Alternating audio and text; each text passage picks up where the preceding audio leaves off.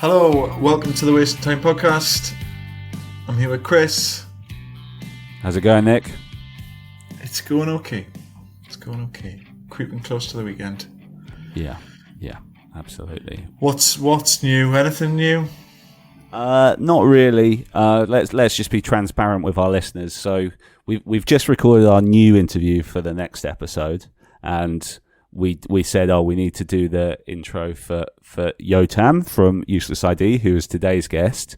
But we just finished the interview, and I was like to Nick, we've got to record this intro. So we're even less prepared than we normally are, which is saying something. Yes, it's good. We should really be getting episodes out before we record new ones, I guess. Which we normally do. Message. We normally do. So apologies, listeners. I'm just trying to think off the top of my head what we could talk about. There was a new Angels and Airwaves record the other day. Did you listen to any of that? No, Nick hasn't listened, so we can't discuss that. Okay, great. Yeah. I don't think I would listen to that anyway, to be fair. There's a lot of love for them in our scene still, and I don't really get it. I don't think they're terrible or anything, but I find it all a bit pretentious and, I'll revisit. So go and listen to a song on the album called, what's it called? Automatic or something, which is just Tom DeLonge trying to sound like The Cure, which he's openly saying that song's trying to sound like The Cure, which you can massively hear. So the song starts and it sounds really cool, but then it's Tom DeLonge singing, it just makes you wish you were listening to Robert Smith singing. Right. Anyway, okay. that's my thoughts. Worth listening for that reason, I guess. But no. Yeah. I mean, I guess let's just get into the episode, eh? Let's just get into the episode. Yeah. Useless ID, band from Israel. Had a lot of success.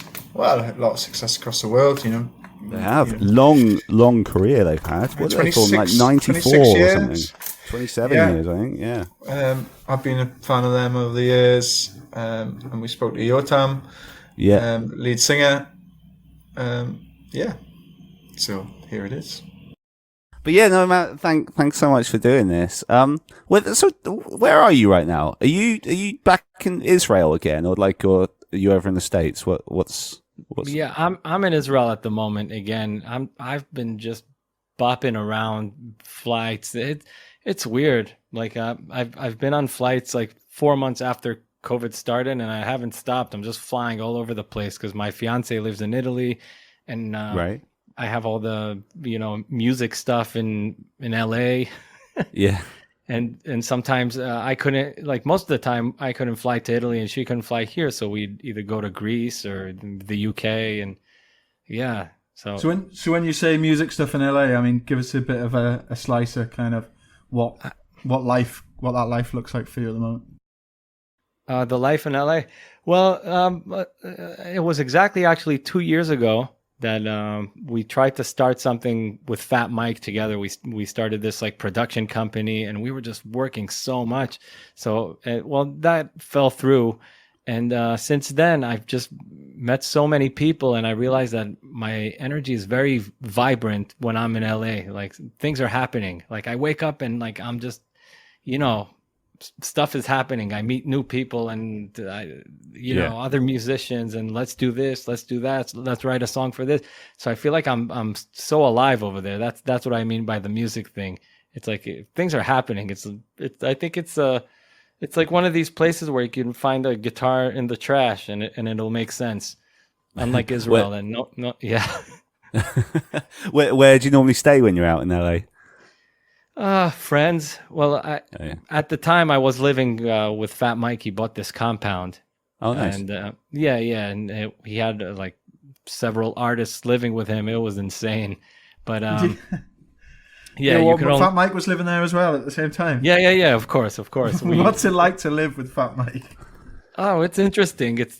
If I could sum it up in a nutshell, as they say, it's nonstop action, from the moment you get up, because he normally wakes up pretty early, but then he goes to, at the time, he used to go to sleep super late. So there's people coming over all the time, and I'm less of that type of person. I need my personal space and quiet, and he's the opposite. He loves when people show up, unannounced, and there's just, it's great. So that's how it was. So every time I wanted to clock out, I had this bunk bed in the hallway, so I would just crawl into my bunk bed and no one would even notice. What other artists were living there at the time? You mentioned him and some other artists. There was this guy from France, Baz. He's been working closely with Mike. They did the orchestra of the Decline, so he was living there. Right. And I think other artists, as far as not only music, like S&M type of people that really do that for a living. So right. Like this, yeah. It was like living in a circus. Wow. In a sense. Right. I mean, what we usually do with these things is kind of a bit of a walk through in a chronological order, but maybe it's a good opportunity to kind of jump forward a little bit and kind of talk about how you got involved with Fat Wreck Chords and started your Useless ID relationship with them. How did that come about later on? Well, from the beginning of Useless ID, when Useless ID were already a band for like a couple years, I just moved to Israel with my family, and I didn't know anyone, and I was like this outcast. And when I discovered punk rock and hardcore, that's when I started to look around if anyone else knows in Israel about this little secret, because not many kids were listening to that stuff at the time. How did you discover it then? Given that the internet probably wasn't really a way to discover music. No internet. We're talking many, many years ago. Yeah. Well, I already knew of bands leading up to that style of music, because I used to stay up and watch 120 Minutes at Hangbeggars Ball and Alternative Nation, all these shows, MTV, and I always used to see like these colorful different acts, like well, Nirvana was my introduction to like what I felt was wow, this is what I want to do.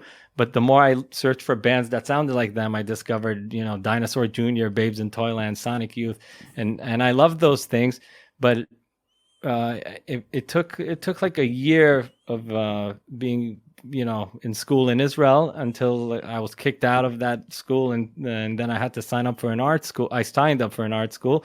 And in that school, on the first day of class, all the kids sat around like in a circle, and the teacher asked to introduce yourself and say which music you like. So one kid said that he listens to rap and hardcore, and then we were talking a bit in recess, and then he told me about all these bands. He was just like, "You don't know Bad Religion.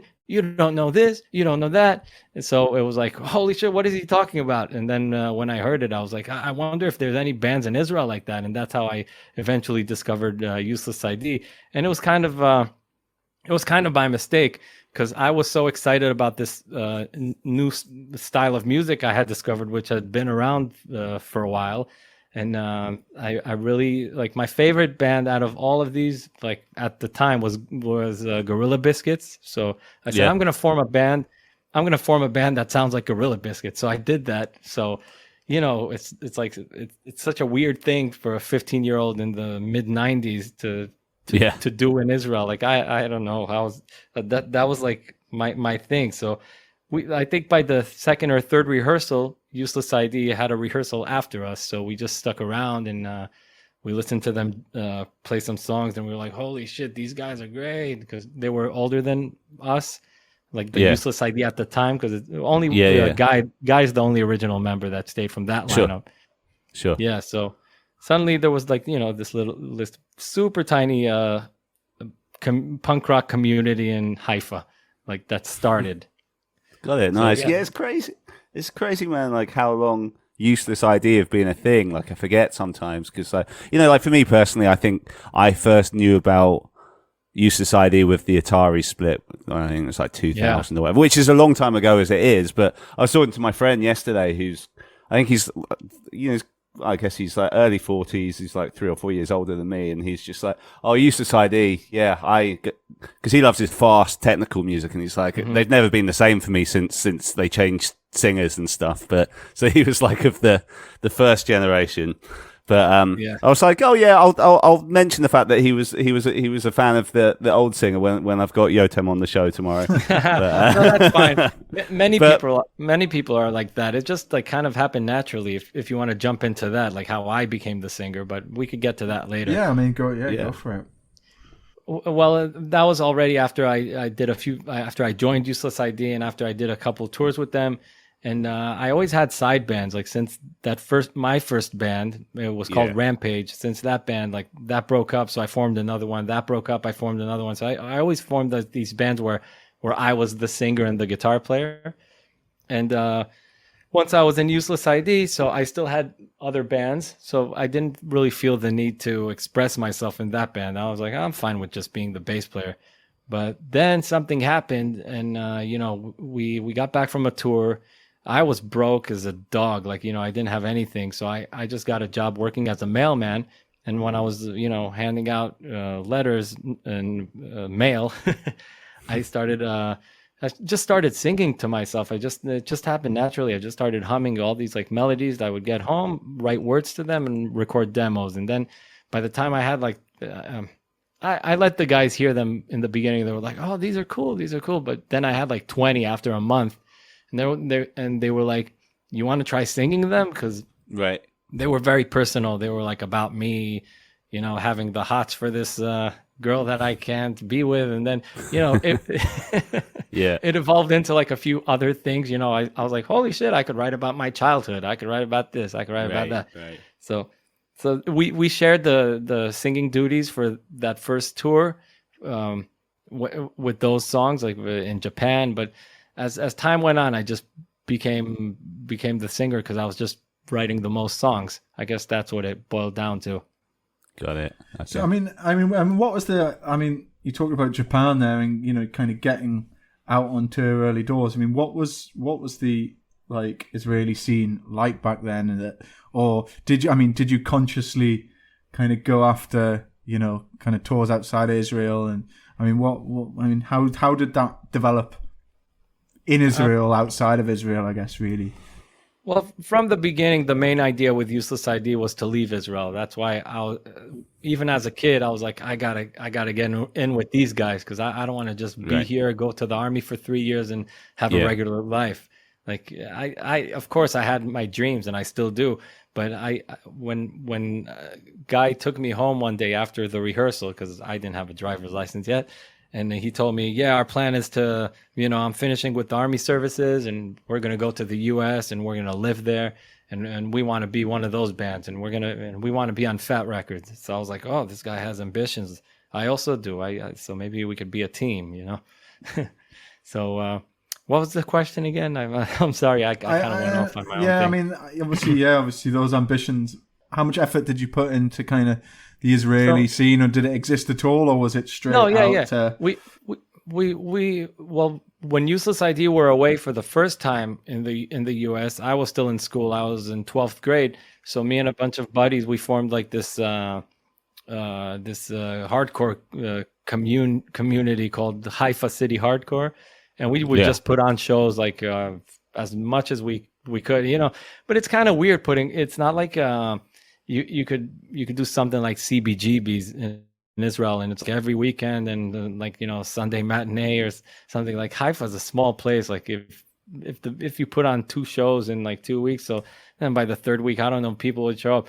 But we were doing Haifa and we were doing Tel Aviv and we sometimes Jerusalem, and then we got this thing going, and the Tel Aviv hardcore scene had their thing, so they would invite us, we would invite them, and the whole animal rights thing started happening for me. So I would just see these people at these animal rights protests, and yeah. So I think we started a scene at around the time Useless ID left, and by the time they came back, this scene kind of faded because it's hard to hold on to something in Israel because especially around those ages, because when you're like 17 or 18, you're getting ready to go to the army. Well, most of the people are, right.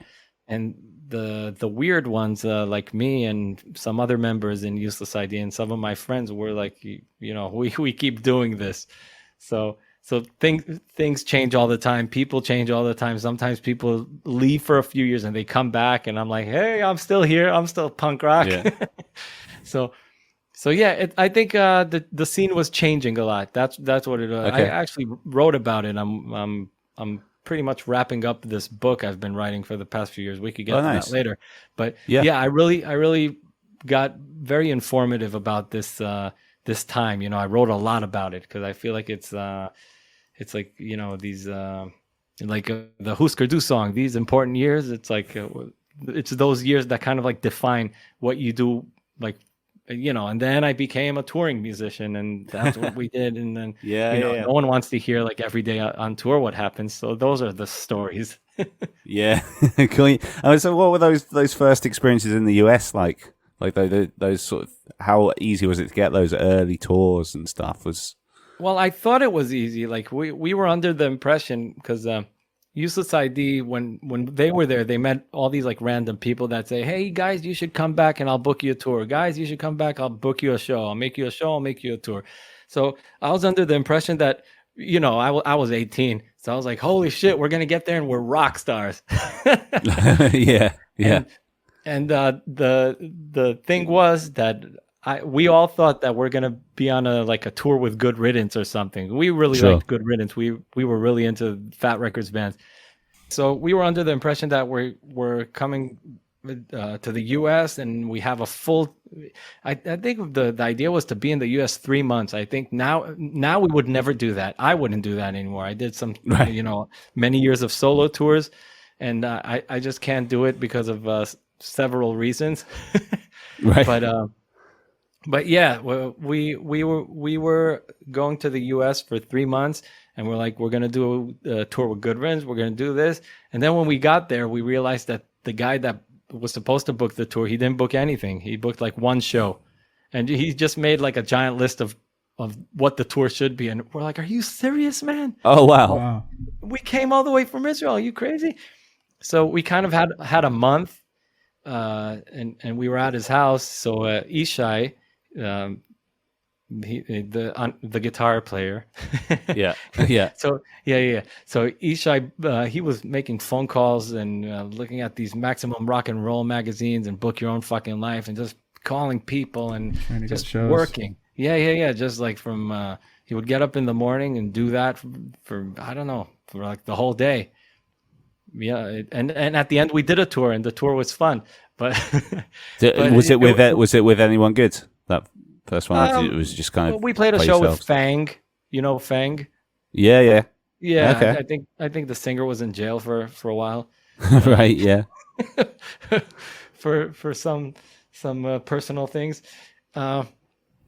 Yeah, I can't remember any other band that stands out from that tour.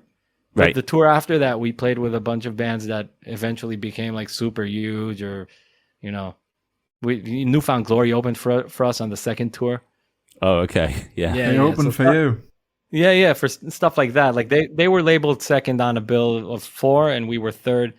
And then I think it was well, Ishai remembers this stuff, but I think it was the Hippos. I think it was Humble Beginnings. Oh, yeah. New Jersey, Newfound Glory. I think that was the bill. That's a good lineup. Yeah. So was this Yeah. before or after that kind of Chris Rowe caught wind of you and, you know, opened the Kung Fu doors, I guess, really? That was during, because we really liked the Ataris when it came out, because, you know, we were just on the lookout for anything coming out of, like, you know, Fat Records, Kung Fu Records, Revelation, Lookout at the time. So anything that's coming out, so we're there. But so we really liked the Atari's first record, and we had a show with them. we managed to get on a show with them at the Cocadrille. And when we got there, the Ataris just finished their set, and we didn't know them, and we didn't know, you know, who they were or anything. We see these guys loading out some gear. So I'm like, I run out of the van. I'm like, hey guys, we really want to see the Ataris. Do you know if they played yet? So Chris Rowe, he was the one that I asked. So he's like, oh, we are the Ataris, and yeah, we just played. Who are you? And I'm like, I'm Yotam from Useless ID. Nice to meet you. We're playing a show here. And then we just swapped music. They gave us CDs. I think we gave them either a CD or a cassette tape. I have Yeah. it written. Like I remembered it when I had to write about it, but now I don't. Right. But we gave them our soon to be album that we just pressed. It was like That's Not Punk, and I think a while after that he got in touch with Ishai via email, and email was just starting up at the time, or Sure. maybe he sent him a letter. I don't know. I think it was in that he wants to do a split with us. And that was great. That was a good. And I'm actually friends with Chris Rowe until this day. Like, Oh wow, that's nice. yeah, I just recorded. Yeah, well, we'll get to that. I'll tell you later. Yeah, I mean, so was that essentially, obviously, he invited you to do that, and was that essentially the route in to you signing with Kung Fu? Did that like come straight after? Yeah, pretty much. I mean, the split sold very well. I wasn't yet the singer. I had one song on that split. All right. Yeah. And it's funny because right after that came the talk of, okay, let's make a full length album with Useless ID. But wait, they changed singer. So Joe Escalante from the Vandals. He wasn't too happy with that. He's like, what? And Chris Rowe, Joe, wait, trust me on this. Trust me on this. I got this. So we brought Chris Rowe in to produce as well. Sure. Yeah. So he kind of like really helped us kind of get our shit together for that, because we were also in a way I wouldn't say changing style, but I was writing different than what they were writing before I started writing. Yeah, I mean that album definitely sounds very different from. Yeah, they were writing like melodic hardcore, and I was Exactly. Yeah. and I was writing pop punk or like melodic pop punk with some melodic hardcore, but it was all very like emotional and from the heart, teenage angst type of issues. Yeah, I remember. I was thinking about this the other day, obviously in the lead up to this, and I was living in Brighton on the south coast in the UK at the time, and I went to a show of yours, and I thought it was with the Vandals, but then I suddenly remembered, I think it was with I think you're out on tour with Friends All Rom, and obviously I knew you guys from the Atari split and stuff, and Slow Gherkin. Yes. Yeah. It was Slow Gherkin as well. Yeah, forgot that. Yeah. So this was late 2001, I guess. Yep. But yeah, I remember like you jamming that song, "No Time for Me to Be a Teenager," which was your single off the record. Which at the time I was like, yes, I can relate to this. This is great. Yeah. Now when people ask me to play it, I'm like, yeah. oh, okay. Yeah. Ask. Yeah. I had the feeling you might feel it. Yeah. So I mean, he talks about actively targeting the US. And I mean, what were your first experiences in terms of like the UK and kind of some of Western Europe? First of all, like in the UK, if you're on a tour with Friends of Rum, or if you're on a bus tour, then I feel you're covered. But unlike certain parts of Europe, where I felt that in the UK it was always hard to find a place to sleep. Like there's never a place to sleep, really? and there's no food in the backstage. Oh, right. Not that I'm here to diss you guys, but that's just, it's like this sort of vibe that every time we would come to the UK, we'd be like, all right, this has to be like either with like Lagwagon or Ataris or you know what I mean? So, but the shows were great. We'd make it to all these like weird spots, and suddenly a bunch of people would show up, and I'm like, how do they even know about this show? And like, how do they even know about us? But I like the UK. It's very cold, and it's cold. Yeah. No, I remember. I mean, my first experiences seeing you guys was, I don't know if you remember a venue called Trillions in Newcastle, like a dingy underground. Yeah. Trillions venue. Yeah. And I think it was just after you released Redemption album. So maybe that was with Noise for a Name. No, you were headlining, man. No. So it was with this band Straight Away, maybe. Like from, yeah. Maybe. But no, I mean that. I hadn't had much experience with you guys until that point, and the energy from you guys was awesome, and Oh, cool! Thank you. That Redemption record kind of stuck with me for like well, till this day, to be honest with you. Yeah, I like. Well, I'm not objective to my own creations, but Sure. but redemption to me is like, the kind of like the time and place and all that, like where everything defined our sound. Escaped it for a bit afterwards and became a bit darker, but that's just like evolution. You don't want to put out the same records all the time, so you just go with what you're feeling. But I agree with you. I really like Redemption. I think it's a very consistent from the beginning to the end. Well, I mean, would you say that was the period as a band where you'd kind of built that momentum and had the biggest kind of following and were doing the kind of bigger shows? So was that around that period? You could always say like all sorts of things like what if we would all move again to the US and what if, but it is one of these things where I felt like, we looked good. Not that we look bad now, but it was like we were at the right age, and it was right before all that Fall Out Boy and My Chemical Romance stuff exploded. So it was like there was like this little break in like pop punk, like what's going to happen next? So, and most of us, we just stayed as an Israeli band touring when we had tours, and the tours were great, and that was a very fun time in my life. I remember it. Yeah. What were some of the best tours around that time? Oh, no use for a name. We did Europe with them on a bus, and wow, so much funny shit went down on that tour that some of the stuff I can't even talk about, but I remember a lot of it.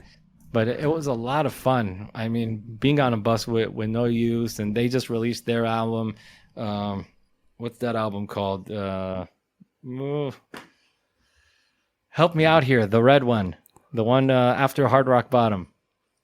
Keep Them Confused. Yes. Keep Them Confused. No, is it Keep Them Confused? No. That's 05. Yes, Keep Them Confused. That one. So yeah, that was a great tour.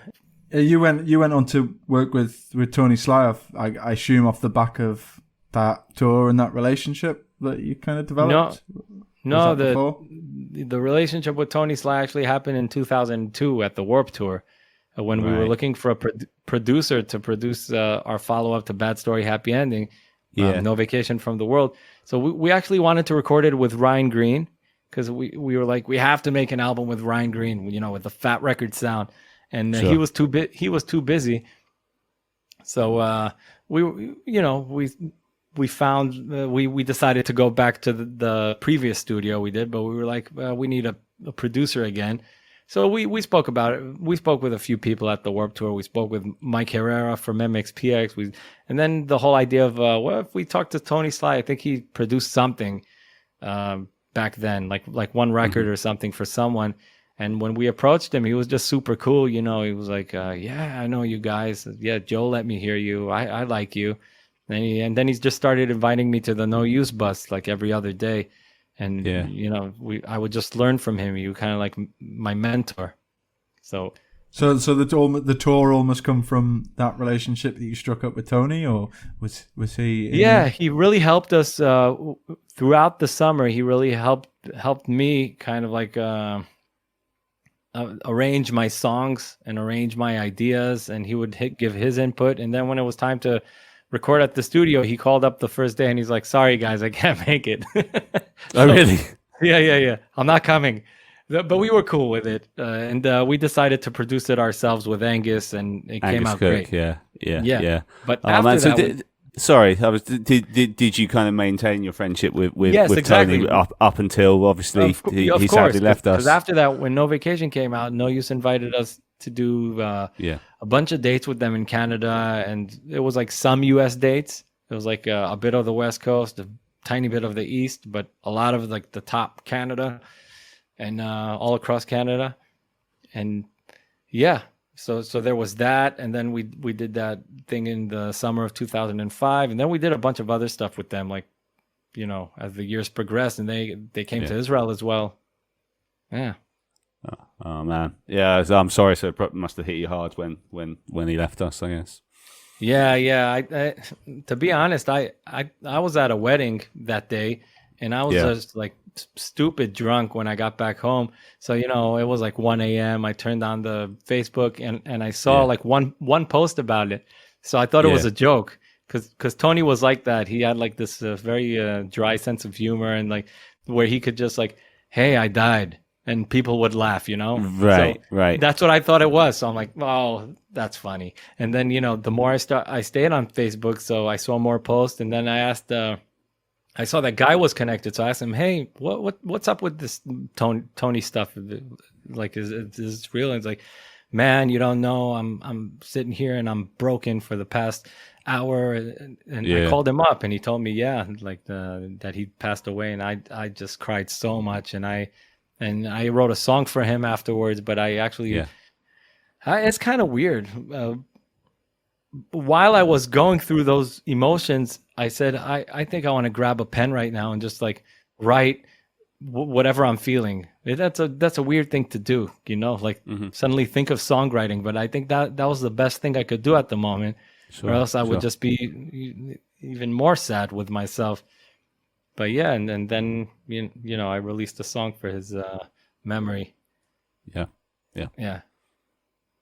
We always wonder, like I could say collectively with Useless ID, because every time No Use for a Name put out a record, we would instantly be inspired, even if some of the stuff reminded of No Use for a Name. Obviously, our names are similar, Useless and No Use, but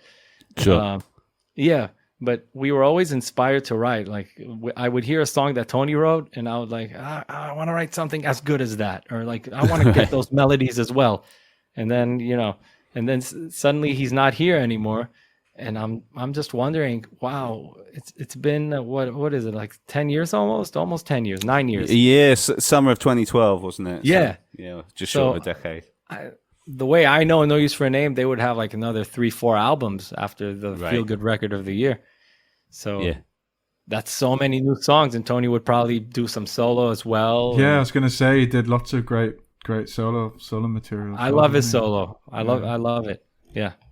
So yeah, I mean, you talked about kind of jumping between tours and jumping home. I mean, what were you and kind of Ishai and Guy kind of doing, kind of like in between touring? I mean, what was work? Yeah, I mean, what kind of work were you guys doing? Were you in different, just any kind of odd jobs, or? Yeah, well, it depends which years, but I think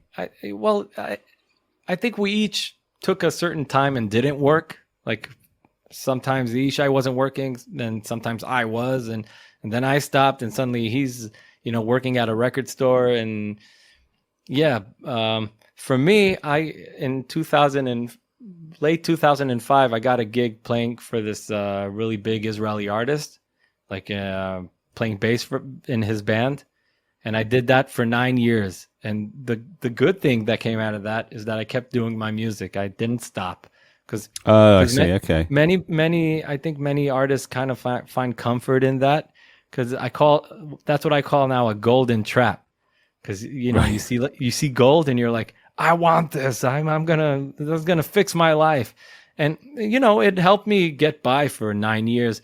But once I woke up from that coma, I was like, I gotta stop with this. My life is happening, and I could still do a lot of great things if I want to do them. I don't have to stay here. So, but we'll get to that. Yeah. What was that Cavarat? Yeah, no, it's Danny Sanderson, and he's the guitar player in Kaveret, which that was my eye opener, because I got the gig for that as well, playing acoustic guitar. And got it. Okay. It was 2 nights in Park Ayarkon in Tel Aviv in front of 50,000 people each night. That's probably the biggest show I played. Big guy in my out life. there, man.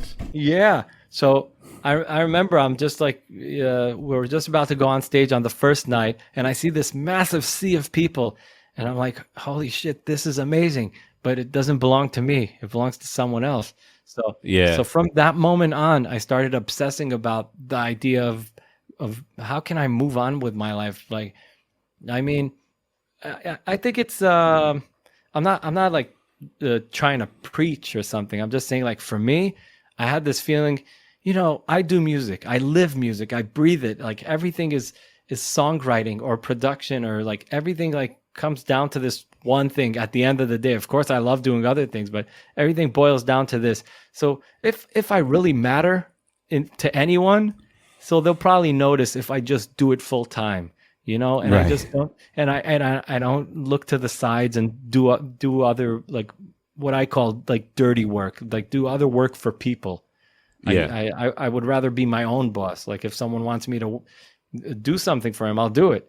But I don't want to be like limited in this because I realized that the months started chasing each other. I was like, holy shit, it's the end of the month again, because I'll get the paycheck and I was like, yeah, money's fine, but what did I do this month? But the good thing is that I always kept writing, and we got Useless ID Records out of that time, and I got a lot of other solo stuff and other projects I did. So it wasn't like I was like sleeping the whole time. How did you kind of regroup as a band then? Obviously, over the years, I mean, what, 20 odd years, I guess, really? Useless ID, if not more? 26. Yeah, fucking hell, right. How did you as a band kind of agree when the right time was to, with all the other things you were doing, to either go on a tour or to put a record together? And obviously not released as much in the last few years, but do you have like a common like understanding like between you? Or? Yeah. I think we have this unspoken rule in the band pretty much since the day I joined. Like if there's a tour worth doing, we do it. Like, no questions about it. And that's how we always worked when there's a tour, or like when we want to go on tour. So we make time. But being in that that Israeli band that I was working in, that made it kind of hard sometimes to go on tour, because they would need me present for these, like, like this TV filming or like this big show or something, and they didn't want to bring a replacement. And I don't know. I guess it's as life moves, everyone's interests, or everyone's whatever you want to do with your life kind of changes. Like I don't know. I told the guys that I'm back in 2015. I told them, listen, I just got stamped for a half a year to be in the U.S., so I'm gonna stay. And I didn't tell them let's break up the band. It wasn't like a dramatic. I was like, I have to do this for me, because we did the band for so long, and I think at the end they understood that, and each one in his own time also did. I mean, Isha is doing some wonderful, great like Israeli rock music now, and like he has his bands, and he's like on this thing now, and he's focused on that, and I'm happy for him. Good, I'm happy that he's doing his thing. And Guy is living in Costa Rica, so nice. Yeah, and I don't really live in Israel. I'm just kind of like floating between places. So as you said, yeah. So the reason we didn't put an album out for like 5-6 years is just because it just didn't happen. It wasn't like we didn't want to. I think if that's what I feel about. I started writing the new album. Let's put it like that. I started writing the new album, and I felt like as if I'm pressured to finish it, and I don't want to be pressured to finish it. And there's some great songs written. Is that The State Is Burning? No, the next one, the one I'm working on now. Oh, okay. Yeah, no, he said State is burn. State is burning. I just like put this target for myself before I wrote anything. I said I'm gonna write 40 songs. Let's see what happens, and I did it. But that wasn't all of State is Burning. Some of that became one of my solo albums, and then I disappeared for a half a year. And when I came back, I just started writing a bunch more songs. So it was like half and half. It was like half was done with that batch of 40, and half was done afterwards. But I felt like we had a record, and now I feel like we have like a half of a record. Because I want to be super hard on myself. And it's important that the guys would be like each one individually super stoked on the song that they're going to play. Because if not, then what's the point? That's like the idea of a band. You want everyone to be into it. So when you present it to the crowd or when you're recording it, everyone's like, on fire. Nice. Cool. So, I mean, just that, I mean, obviously we start this conversation with the kind of Mike and Fat Wreck thing. Obviously your Kung Fu I guess Redemption was the last thing you released on Kung Fu. I guess track forward a few years, Fat Wreck, you released a couple of records with. I mean, how did that come about? And do you still, obviously I assume with you staying with Mike, that the new record, when it does come around, will be released on Fat Wreck, Yeah, of course. We love Fat Records. I mean, it was just at a time where me and Mike just started working together, so we were like working on songs together, and that guy's great. Like he has a bunch of ideas, and you can't take away his greatness. It's true. Like, you know, he, after all, he is Fat Mike, and he did pave the way for us in a way with No Effects and with his label. So I have only to thank him. I don't have anything bad to say. It's just like sometimes you realize that certain things don't work out as you want them. So life goes on, but everything's okay. We're fine with each other. So the thing with Fat Records is from day one, from the first demo. So the guys gave, when they were on tour for the first time, they were living in the States, actually. They weren't on tour, but they did some local shows in the Bay Area. So they gave Mike the demo, and then we gave Mike the CD, and then we gave him another CD, and that's how it kept going. But with the first record with Kung Fu, we let him hear the demos, and he really liked it. But he felt bad about, like, you know, kind of like clashing with Joe, because we already said yes to Joe. So he said, you know what, let's keep this cool. Just go with Joe. So we're like, all right, we're going with Joe. So we did the 3 records with Joe. Then we did Lost Broken Bones. Once again, send it to Mike. Mike likes it, but the office is not sure. So so we found a bunch of other labels to release that. And then here we are in 2011. We just finished Symptoms, and we have Brandon from Teenage Bottle Rocket on one side, and Bill Stevenson on the other side, just you know, bashing into Fat Mike's brain. Useless ID, come on, do it. Yeah, so we're very thankful for those guys. And speaking of Brandon, very sad that he passed away as well. That guy was special. He was a really fun guy and always smiling. So yeah, they helped us, and then it was so funny because he was like, I was like, this is the record that Fat Wreck is putting out, our slowest rock record, because you know there's the punk attitude is there on Symptoms, but it's I was writing my solo stuff at the time, so I think that's, in a way, that's like the other side of my like solo thing, just louder in a way. So but then when we were mixing State is Burning, we had a feeling that Fat would be into it, but while we were mixing it, we thought to wait, you know, until we had the master, and I secretly sent it to Mike anyways. I'm like, hey, here are the mixes, what do you think? And he replied like after 10 minutes, he goes, I love it, I fucking love it, I'd be honored to put it out. So I'm like, yes.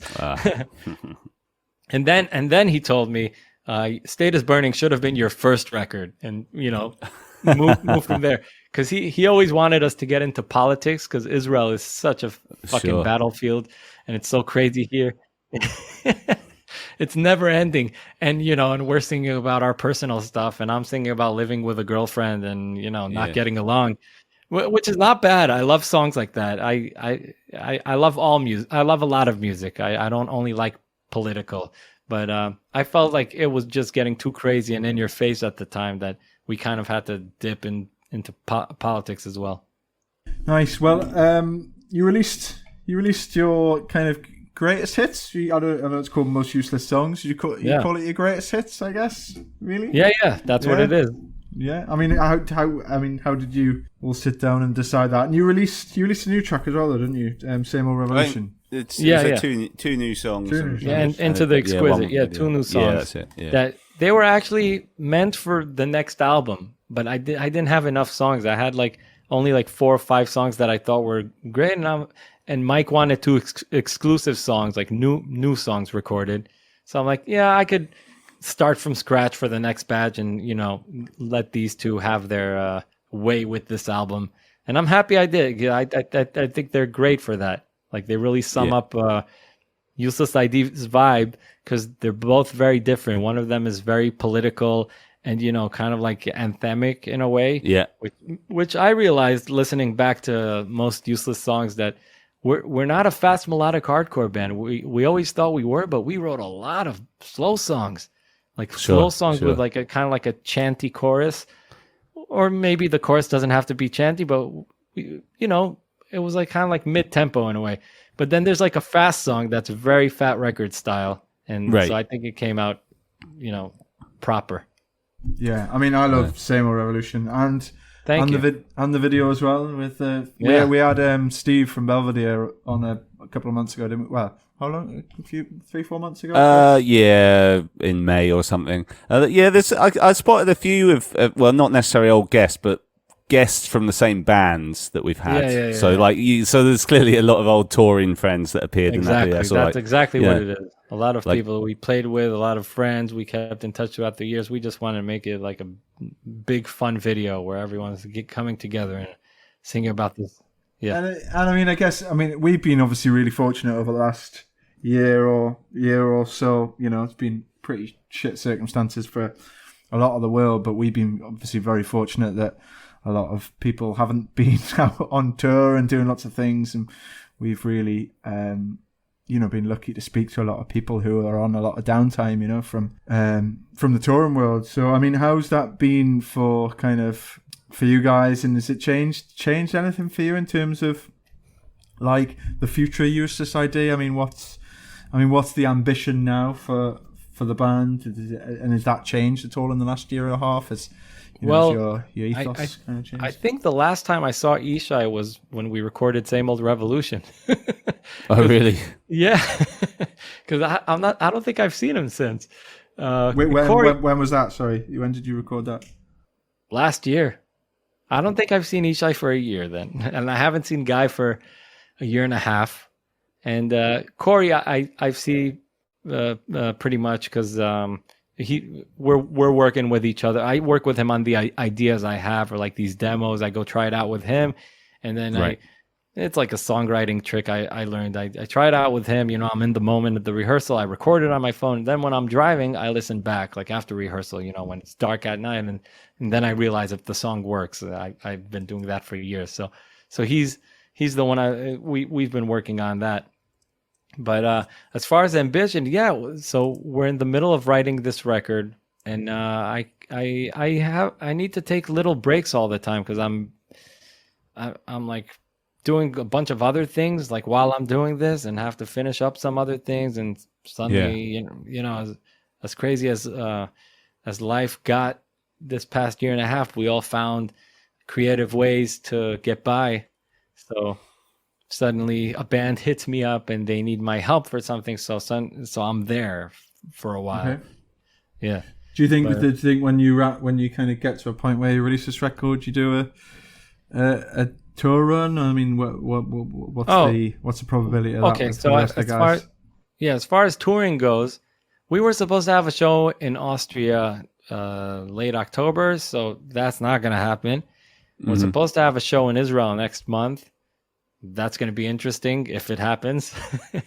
And this summer we have a bunch of shows with Good Riddance, like the upcoming summer, Good Riddance and Descendants. Oh, you see, finally we have shows with Good Riddance. That's nice. Yeah, right. After 20 something years, we finally did it. Have you never played with them before? No, we've played with them. I was going to say you must have done it over the years now. I slept at Chuck's house for a few nights, and he showed me all over Santa Cruz. It was amazing. So we're friends, of course, but it's just funny, like it's with that other story I just told you. Yeah, of course, full circle. Yeah, full circle. So with Descendants as well. So we're looking forward for the summer. So the idea was to have to prepare the album for the summer, but then I felt like we're just stressing ourselves over nothing, and we're unable to meet at the moment and really rehearse and get into it.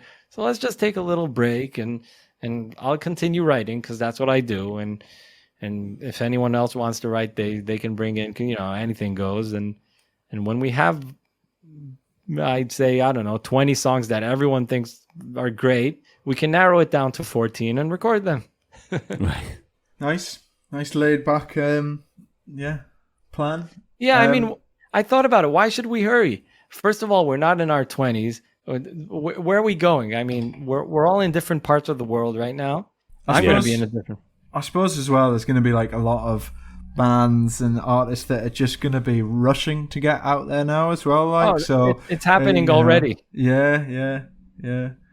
Well, I mean, was there much that impacted you guys in terms of when things kicked off from a pandemic situation? I mean, did you have anything booked that got shelved, or did you have a bit of a blank slate with the band?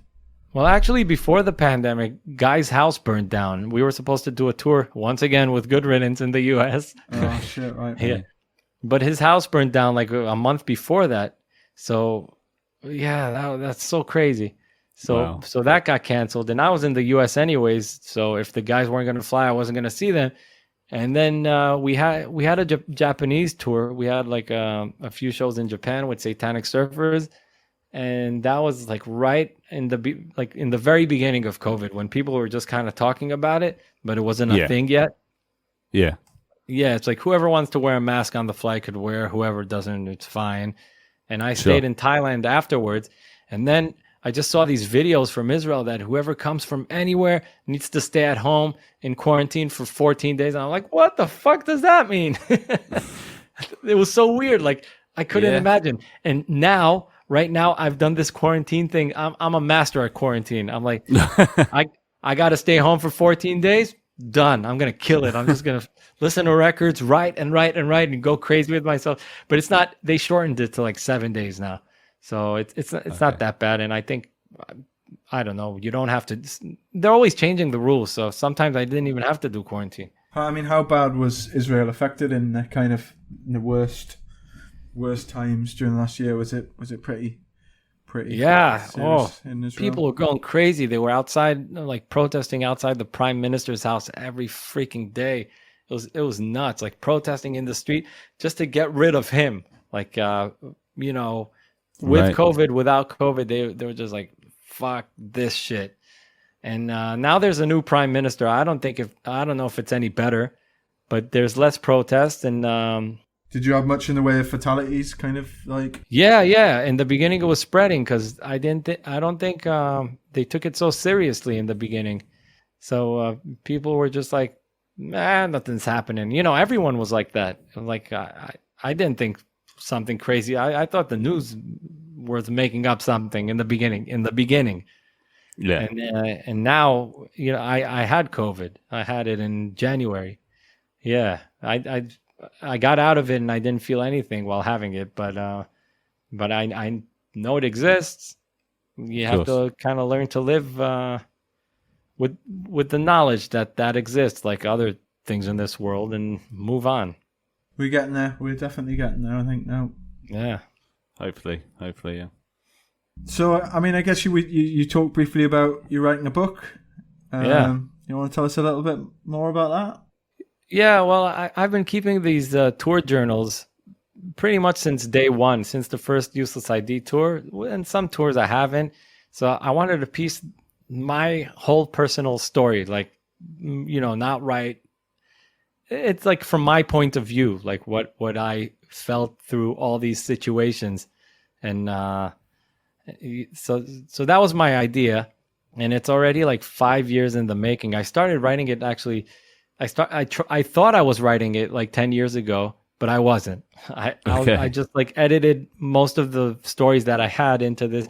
And my story kind of ends in 2014 when I decided to stop everything and just go to the US, because that's where a completely different story begins. Like my whole like nonstop traveling with myself alone.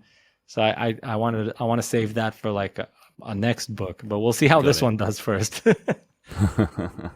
So I mean, how far along are you with that now, and kind of when do you expect to have that?